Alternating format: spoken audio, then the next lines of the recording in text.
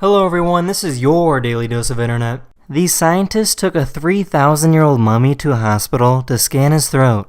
They wanted to scan his throat because they wanted to learn what this mummy sounded like. For the first time in over 3,000 years, scientists were able to create this one sound of what this person probably sounded like.